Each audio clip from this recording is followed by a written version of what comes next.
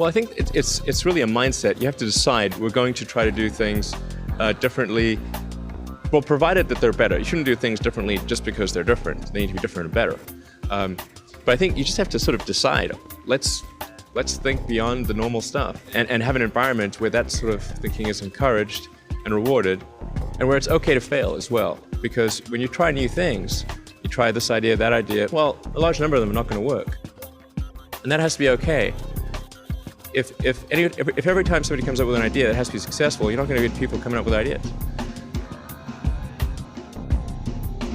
Well, I try to make it a really fun place to work, really enjoyable. I talk about the grand, the vision of SpaceX, where we want to go. We want to take people to orbit and beyond. We ultimately want to be the company that makes a difference in extension of life beyond Earth, which is one of the most important things that life itself could achieve. And so sort of you construct this like there's this great holy grail potential in the future. You have to stay grounded in the short term. So because if you don't do things that pay the bills, you're not going to achieve the ultimate long-term objective.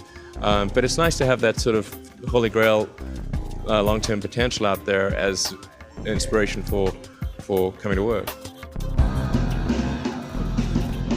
Well, it is easy to get somewhat blasé about a rocket factory if you're here every day.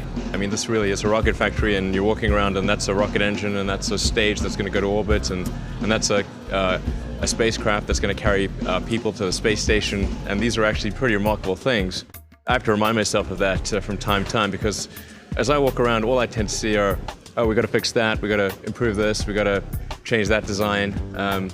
So I have to sort of bring myself back, think about the big picture, and remind myself that this is actually pretty cool, unusual stuff.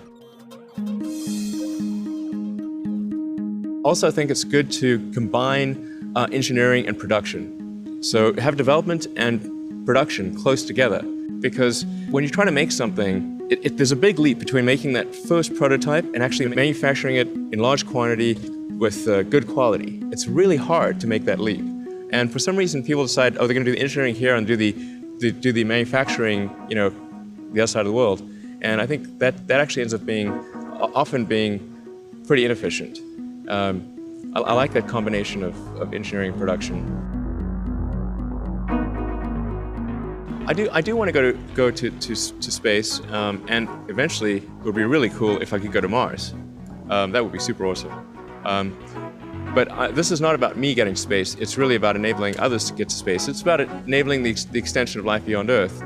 So I'd like to go in the first one, but I actually, if I didn't have all these so much depending on me, I would actually. Early in life, I did lots of risky things when I didn't have that much that was depending on me.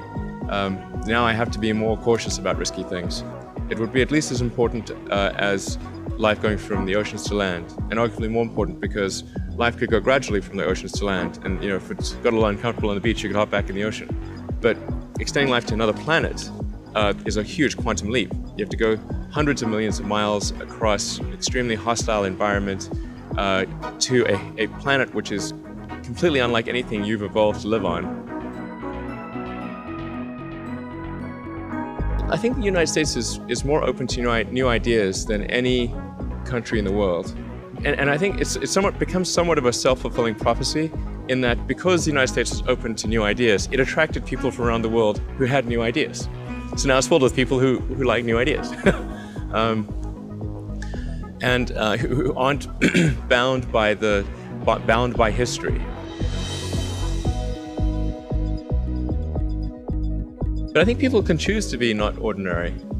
They can choose to not necessarily conform to the conventions that were taught to them by their parents. So yes, I think it's possible for ordinary people to choose to be extraordinary.